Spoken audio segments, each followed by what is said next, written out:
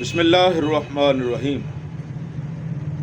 سلطان محمود غزنوی رحمۃ اللہ علیہ کا دربار لگا ہوا ہے اور دربار میں علماء بیٹھے ہوئے ہیں، حکماء بیٹھے ہیں، پیار محبت کی باتیں ہو رہی ہیں اور اتفاق سے بات چل نکلی حضرت خضر علیہ السلام کی طرف کہ خضر علیہ السلام کو اللہ نے عمر خضری عطا فرمائی ہے اور وہ اب بھی زندہ ہیں اور اللہ کے نیک بندے ہیں۔ وہ جہاں جانا چاہیں، جس مجلس میں بھی جانا چاہیں، خضر علیہ السلام جا سکتے ہیں۔ تو سلطان محمود غزنوی بڑا حیران ہوتا ہے، اپنی مجلس کی طرف نگاہ دوڑا کر کہتا ہے، دیکھیں قرآن پاک میں اللہ رب العالمین نے ذکر کیا ہے کہ حضرت سلیمان علیہ السلام کو جب تخت کی ضرورت پڑی تو آپ نے اپنے ہم مجلس لوگوں سے فرمایا، ایکم یاتینی برشہا قبل ان یاتونی مسلمین، کہ ملکہ بلقیس آ رہی ہے، اب بتاؤ ملکہ بلقیس کے آنے سے پہلے پہلے اس کا تخت کون لے کر آئے گا؟ تم میرے ہم مجلس ہو، نیک آدمی ہو، ہر طرح کا فقیر میری مجلس میں موجود ہے، اب بتائیں مجھے حضرت خضر علیہ السلام کا دیدار کون کرائے گا؟ اس وقت دربار میں کچھ منگتے بکاری بھی جمع تھے، تمام ایک دوسرے کی طرف دیکھنے لگے۔ تو ایک جو مانگنے آیا تھا بادشاہ کے دربار میں، منگتا تھا، بکاری تھا، درویشانہ لباس پہنے ہوئے تھا، وہ کہنے لگا کہ بادشاہ سلامت، اگر میں آپ کو دیدار کرا دوں تو آپ مجھے کیا دیں گے؟ اس کے گھر میں فقر و فاقہ تھا، کبھی کھانا پکتا تھا، کبھی نہیں پکتا تھا۔ اس نے موقع کو غنیمت جانا کہ سبھی لوگ بادشاہ سے انعام و اکرام وصول کرتے ہیں، آج موقع ہے کہ میں بھی فائدہ اٹھا سکتا ہوں۔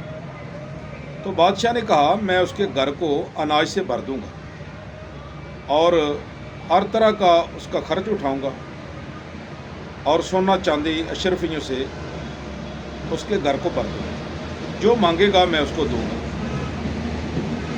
جب اس نے سنا تو وہ للچایا اور کہنے لگا، سلطان محمود، یہ خضر علیہ السلام کا دیدار میں آپ کو کرواؤں گا۔ تو سلطان محمود غزنوی نے کہا، کرائیں، کیسے کراتے؟ وہ کہنے لگا، یہ حضرت ایسے نہیں ہے، اتنے بلند پایا بزرگ ہیں تو فوراً دیدار ایسے نہیں، پہلے میں ایک چلہ کاٹوں گا اور چلے میں 6 ماہ لگیں گے تو پھر آپ کو دیدار کرا سکتا ہوں۔ تو سلطان محمود غزنوی کہنے لگا، ٹھیک ہے، چلہ کہاں کاٹے گا؟ کہنے لگا، دریا کے کنارے۔ چلو جی، اس کو دریا کے کنارے کٹیا بنا دو، خیمہ زن ہو گیا، خیمہ لگ گیا، اور اس کے گھر میں ہر طرح کا اناج بیچ دو۔ وہ فقیر بکاری درویش جس کے گھر والوں نے کبھی کچھ کھایا ہی نہیں تھا، بہت مشکل سے گزر بسر ہوتی تھی، جب انہوں نے دیکھا کہ ہمارے گھر میں بادشاہ کے یہ سارے خزانے آ رہے ہیں، ہر طرح کا پھل آ رہا ہے، ہر طرح کا اناج آ رہا ہے، ہر طرح کا گوشت آ رہا ہے، تو وہ مست ہو کے 6 ماہ دریا کے کنارے بیٹھا رہا، اس بات سے خوش ہوتا رہا کہ چلو میرے گھر والوں کو تو سب کچھ مل رہا ہے۔ 6 ماہ کا عرصہ گزر گیا، سلطان محمود غزنوی نے بلایا، جی بلائیں اس کو، ہاں جی اب کرائیں مجھے زیارت۔ کہنے لگا، جی دراصل بات یہ ہے کہ وظیفہ تھوڑا سا نا مجھ سے غلط پڑا گیا، تو اب وظیفہ دوبارہ از سر نو شروع کرنا پڑے گا۔ تو بادشاہ تھا، سلطان محمود تھا، کھلے دل کا آدمی تھا، کہنے لگا، کوئی بات نہیں ہے، آپ وظیفہ دوبارہ شروع کر لیں۔ دوبارہ پھر 6 مہینے کا وقت لے لیا اور بادشاہ پھر ان کے گھر والوں کے ناز نخرے اٹھاتا رہا، ہر طرح کا خیال رکھا۔ وہ 6 ماہ بھی گزر جاتے ہیں، ہاں جی بلائیں اب اس کو۔ وہ آ جاتا ہے، ہاں جی اب مجھے خضر علیہ السلام کا دیدار کراؤ۔ اس کا ایک رنگ آ رہا ہے، ایک جا رہا ہے، रंग फीका पड़ गया और जिस्म के कब कभी तारी हो गई। हाथ जोड़कर कहने लगा बादशाह सलामत। दरअसल बात यह है कि मैं एक मंगता बकारी था। मेरे घर वालों को कभी तो मिलता था, कभी नहीं मिलता था। मैं कोई आमल कामल दरवेश नहीं हूँ। मैं तो फ़कत आपसे वक़्त लिया था इनाम कराम लेने के लिए। दर हकीकत मैं इस काबिल नहीं हूँ कि मैं आपको खिज़र अलैहिस्सलाम का दीदार करा सकूँ। तो मैंने आपके सामने झूठ बोला था, यूं ही कह दिया था। अब बादशाह को बहुत गुस्सा आया। सुल्तान महमूद गजनवी गज़बनाक हुआ। कहने लगा तूने मेरी मजलिस में झूठ बोला, मेरे दरबार में झूठ बोला है। हाज़रीन मजलिस, बताओ इसकी सज़ा क्या होनी चाहिए। एक बोला, कहने लगा इसको बादशाह तंदूर में जला दो ताकि आइंदा कोई जुर्रत ना करे। तो दूसरे की तरफ इशारा किया, वज़ीर की तरफ, कहा वज़ीर तू बता कि इसकी सज़ा क्या होनी चाहिए। तो कहने लगा बादशाह सलामत, आप ऐसा करें कि इसके टुकड़े टुकड़े कर दें। तीसरे वज़ीर को बोला तू बता इसकी सज़ा क्या होनी चाहिए। वो कहने लगा बादशाह सलामत, इसने बहुत गलत किया, आपके दरबार में झूठ बोला, इसको जुर्रत कैसी हुई, तो इसको कुत्तों के आगे डाल दो। अच्छा, एक सुल्तान महमूद गजनवी के दरबार में बादशाह बुज़ुर्ग बैठे हुए थे। सर पे अमामा था और ऐसे ही हाथ में लाठी थी और नूरानी चेहरा, चमकता दमकता वजी चेहरा, बारोब चेहरा, नूरानियत टपक रही थी। जब एक ने कहा ना कि इसको तनूर में जला दो, वो बुज़ुर्ग बोले इसने ठीक कहा। जब दूसरे ने कहा कि इसके टुकड़े टुकड़े कर दो, वो बुज़ुर्ग फिर भी कहने लगे हाँ इसने ठीक कहा। तो तीसरे ने कहा कि इसको कुत्तों के आगे डाल दो, वो बुज़ुर्ग फिर बोले कि हाँ इसने ठीक कहा। सुल्तान महमूद गजनवी ये सब नज़ारा कर रहा है। तो अपने खादिम ख़ास, वज़ीर ख़ास अयाज़ को कहते हैं, अयाज़ तू क्यों नहीं बोलता, तू भी को मशवरा दे, इससे क्या करना चाहिए, इसकी सज़ा क्या होनी चाहिए। अयाज़ कहने लगा बादशाह सलामत, आप आली ज़रफ़ हैं, आप शहनशाह ममलिकत हैं। अगर इस बेचारे ने आपके दरबार में भूख अफलास की वजह से गुर्बत से तंग आकर झूठ बोल ही दिया है, तो आप इस बेचारे को माफ़ कर दें, इसको जाने दें, इसको कुछ भी सज़ा न दें। वो बुज़ुर्ग फिर बोले कि इन्होंने सच कहा। अब सुल्तान महमूद गजनवी बड़ा हैरान होता है। कहने लगा कि ए बुज़ुर्ग आली वजह, आप ये बताएं कि पहले ने मशवरा दिया, आपने कहा ठीक कहा, दूसरे ने कहा, आपने फिर फरमाया ठीक कहा है, तीसरे ने भी मशवरा दिया, आपने कहा ठीक कहा, अयाज़ ने कहा तो आपने इसको भी ठीक कह दिया। दर हकीकत ये माजरा क्या है, हर एक को ठीक कह रहे। अब वो बुज़ुर्ग बोलते हैं। बुज़ुर्ग कहने लगे सुल्तान महमूद गजनवी सुन, फिर अगर इसकी तफसील में जाना चाहता है तो सुन।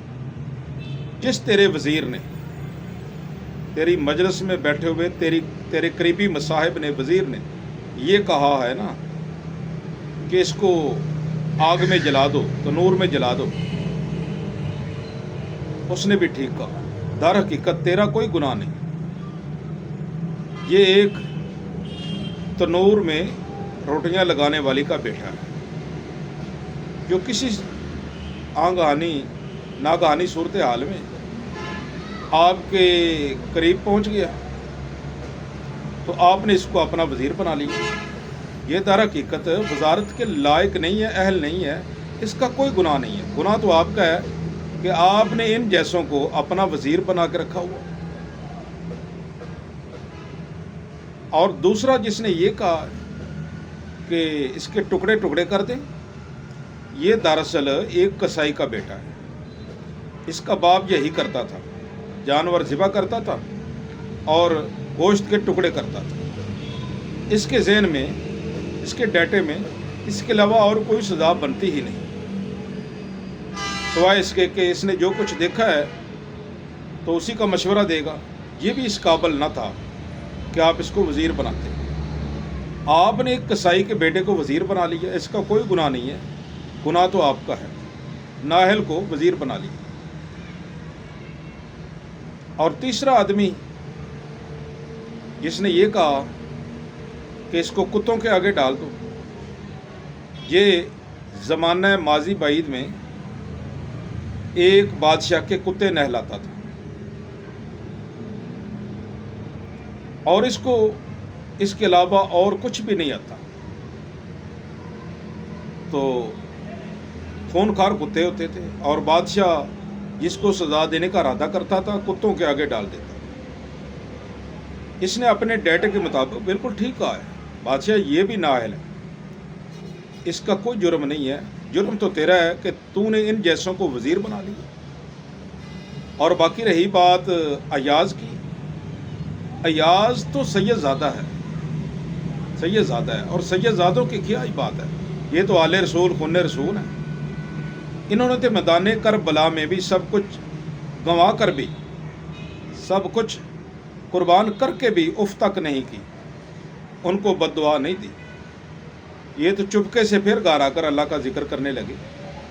یہ تو وسیع الظرف خاندان ہے، سید زادے ہیں، اس لیے انہوں نے اپنے سادات کے مطابق جواب دیا ہے، اعلیٰ ظرفی کے مطابق جواب دیا ہے کہ آپ ان کو معاف کر دیں۔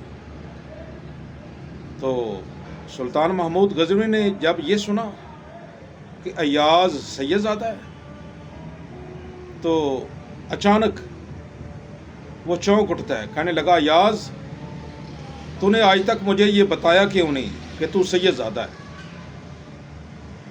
تو ایاز کہنے لگا دراصل بادشاہ سلامت، میں آپ کے دربار کے پروٹوکول نہیں لینا چاہتا تھا، کہیں آپ یہ نہ سمجھے پروٹوکول کی وجہ سے میں نے اپنے آپ کو سید زادہ کہہ دیا۔ در حقیقت ہاں میں آل رسول ہوں، خاندان رسول سے میرا تعلق ہے، ہم بالکل صحیح مشورہ دیتے ہیں، غربا کو معاف کر دینا چاہیے۔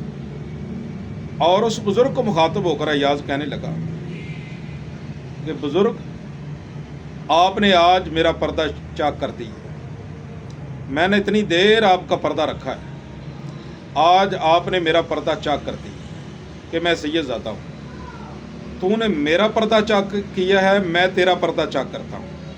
دراصل سلطان محمود غزنوی دیکھ، یہی حضرت خضر علیہ السلام ہے، یہی حضرت خضر علیہ السلام، دیدار کر لے، سیر ہو کر دیدار کر لے۔ ہر اچھی مجلس، اچھا بادشاہ کا دربار، عادل بادشاہ کا دربار ہو، اللہ کے ولیوں کی مجلس ہو، وہاں خضر علیہ السلام اکثر و بیشتر حاضر ہوتے رہتے ہیں۔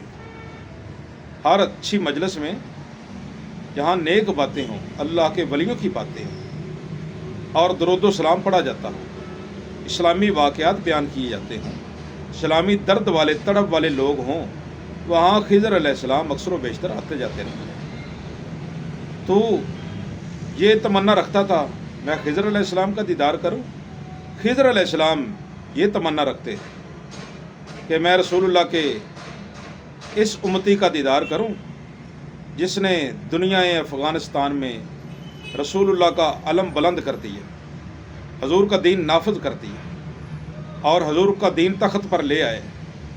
تو خضر علیہ السلام اکثر و بیشتر اسلامی حکمرانوں کی زیارت کے لیے آتے رہتے ہیں۔